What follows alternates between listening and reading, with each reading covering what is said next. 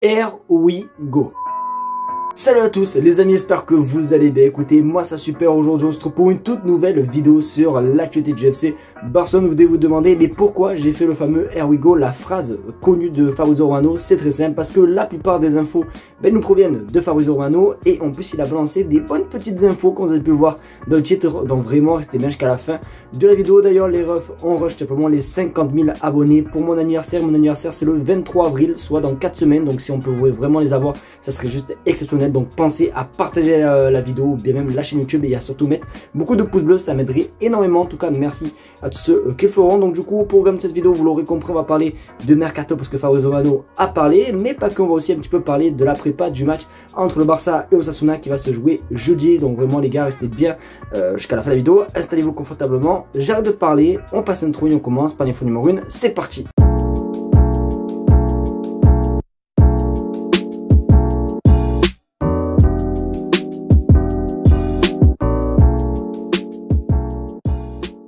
On va commencer cette vidéo par une bonne nouvelle les gars, j'ai vraiment le sourire, j'ai la banane comme on dit. Alors hier, pour ceux qui n'ont pas vu la vidéo, on avait parlé tout simplement de Pau Cubarsí, comme quoi il pourrait bel et bien être de retour pour le match face à Osasuna et tout. Mais il n'y a pas que Pau Cubarsí qui pourrait être de retour pour ce match, il y a aussi tout simplement son compère, et oui, monsieur Íñigo Martínez. Et honnêtement, je me pose la question, est-ce que le Barça a pas fait exprès de communiquer sur sa blessure pour qu'il soit prêt pour le match? Parce que je vous rappelle qu'Íñigo Martínez était appelé aussi par la sélection nationale. En tout cas, c'est une trop bonne nouvelle. On regarde ton écran. Dernière nouvelle, Pau Cubarsí rejoindra l'entraînement demain, et lui et Íñigo Martínez seront disponibles pour le match contre Osasuna. Et franchement, comme j'ai pu le dire hier et comme je le répète à chaque fois, vraiment la paire Pau Cubarsí et Íñigo Martínez, c'est juste exceptionnel, ça bouge pas. Donc vraiment les amis, trop bonne nouvelle. Donc voilà, je sais pas quoi dire à part juste que je suis super heureux, parce que je rappelle que Osasuna c'est un adversaire quand même assez redoutable, puisqu'on a d'ailleurs perdu lors du match aller, c'était 4-2 qu'on avait perdu les amis, donc vraiment une grosse défaite. Donc le Barça doit forcément continuer pour simplement la course au titre et pour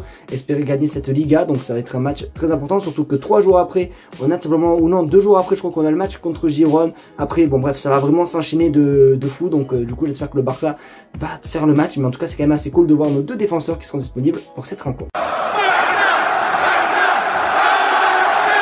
Cette info de Mundo Deportivo, bon honnêtement elle me fait un petit peu peur, mais sans trop faire peur. Cette info nous parle simplement de Jules Koundé. Vous le savez, Jules Koundé est vraiment le joueur le plus utilisé du FC Barcelone. Je crois qu'il y avait même une grosse stat qui était tombée, alors je m'en souviens plus du chiffre, mais voilà, je sais très bien que Jules Koundé fait partie des joueurs les plus utilisés avec Flick, ou même avec Xavi, il était toujours titularisé. Sauf que là ça parle peut-être d'un départ honnêtement, et oui ça fait un petit peu peur. Regarde ton écran, si Koundé ne renouvelle pas son contrat, le club pourrait le mettre sur le marché. Alors honnêtement je pense pas que ça se passe, parce que pour moi tout se passe bien du côté de Jules Koundé. Comme j'ai dit, il est super bien utilisé tout le temps, etc. Il fait des matchs, pour moi c'est même d'ailleurs l'un des meilleurs latérales droits du monde à l'heure actuelle. Donc honnêtement je pense pas que le Barça va le vendre, etc. Mais on peut quand même toujours se méfier. Je me suis un petit peu renseigné, son contrat s'expire en 2027, donc c'est pas dans, ouais, c'est dans 2 ans quoi, c'est pas maintenant, donc on a encore un petit peu le temps. Après oui forcément d'ici quelques mois on va devoir essayer d'entamer pour simplement le faire prolonger, mais je pense pas qu'il y ait vraiment d'alerte ou pas. Donc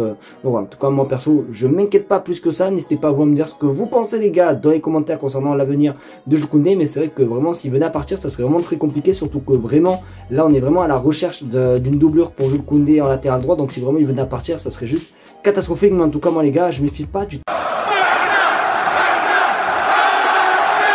C'est là où les infos vont être vraiment très croustillantes, c'est là où vraiment le fameux Here we go va commencer tout simplement à prendre, voilà, à parler, etc. Alors oui, le fameux Here we go, comme j'ai dit, ça vient simplement du journaliste Fabrizio Romano, et les 2 dernières infos nous viennent de ce journaliste. Et là, honnêtement, c'est une info qui fait plaisir, parce que je fais que le répéter, si le Barça cet été doit recruter, c'est au poste de buteur ou bien même de latéral, c'est vraiment très important. Et ben du coup, Fabrizio Romano balance une bonne nouvelle, regarde ce qu'il a dit.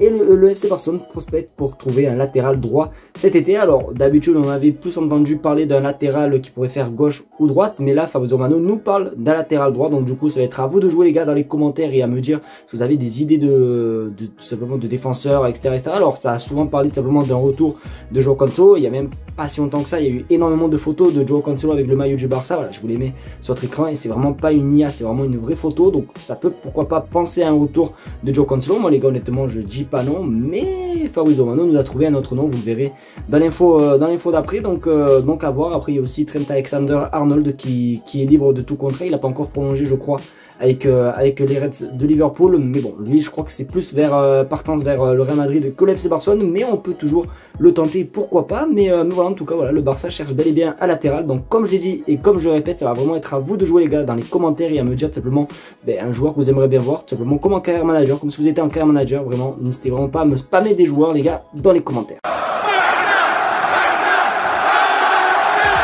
Forcément, vous doutez bien quand même que l'info juste avant de Fabrizio Romano concernant un latéral droit a fait beaucoup parler. Il n'a pas fallu plus longtemps simplement pour avoir des noms, comme vous avez pu le voir simplement dans la miniature. On va parler d'un certain latéral, le latéral droit simplement de Monaco, Vanderson. Car oui, quelques heures après simplement l'info de Fabrizio Romano comme quoi le Barça recherche un latéral droit, son nom est tombé directement et honnêtement c'est pas plus mal parce que on regarde son écran, Vanderson serait ravi de rejoindre le FC Barcelone. Alors pourquoi je dis que c'est pas plus mal? Alors forcément je pensais vraiment que le Barça allait rechercher un latéral qui pourrait faire droite ou gauche, mais là ce qu'on apprend c'est que vraiment le Barça veut un latéral droit, sauf que là actuellement vous le savez, on en a parlé en début de vidéo, il y a Jules Koundé qui est vraiment super bien utilisé et qui est voilà utilisé quasiment à tous les matchs, etc. Et je pense que vraiment le Barça ne va pas chercher à mettre des milliers et des cents concernant un latéral droit. Je pense qu'ils vont chercher une petite doublure comme ça pour Jules Koundé. Vanderson, ça peut être très intéressant. Pourquoi? Parce qu'il est jeune et en plus il est quand même assez aussi également utilisé par Monaco et il coûte seulement 20 millions d'euros. Donc ça peut être aussi un bon petit truc, vraiment un bon petit joueur je trouve pour le FC Barcelone. Après c'est vrai que à part Monaco il n'a pas fait de club simplement européen, donc est-ce qu'il va s'adapter au jeu du Barça ou bien même au championnat de Liga, puisque vraiment il est venu du Brésil je crois directement à Monaco. Donc c'est un petit peu la question, est-ce qu'il a le style du FC Barcelone et tout. Je vais quand même vous laisser juger parce que moi les gars, la Ligue 1 je regarde pas trop et surtout encore moins ces matchs de Monaco. Donc si vraiment vous avez un petit peu des petits aperçus comme ça de ce joueur ou même vous avez des petites idées à vous faire concernant ce joueur, n'hésitez vraiment pas à vraiment tout m'écrire en commentaire. En tout cas je prendrai vraiment le temps de lire etc et de voir un petit peu si ce bon joueur pourrait venir au FC Barcelone. En tout cas moi les gars, comme je dis, ça ne me dérange pas puisque c'est vraiment dans l'optique de recruter une doublure. Les amis, c'est déjà la fin de cette vidéo, j'espère qu'en tout cas elle vous aura plu. Si c'est le cas, comme d'habitude, n'hésitez pas à me le faire savoir en mettant un maximum de pouces bleus, à partager la chaîne YouTube et à surtout vous abonner. Vous le savez, du coup on tente forcément les 50 000 abonnés et on se rapproche vraiment petit à petit. Donc juste pour ça, un grand merci à vous, vous êtes juste des goats. Si vous êtes restés jusqu'à la fin de la vidéo, n'hésitez pas à me le manifester les gars dans les commentaires en m'écrivant un B cette fois-ci pour changer un peu, parce qu'à chaque fois je mettais, mais là on va mettre B. Donc si tu es resté là jusqu'à maintenant, n'hésite pas à écrire B, j'arrive plus à parler, ça m'énerve. En tout cas merci à vous de regarder cette vidéo et comme d'habitude on se dit à demain pour une vidéo sur la chaîne YouTube. Ciao les gars.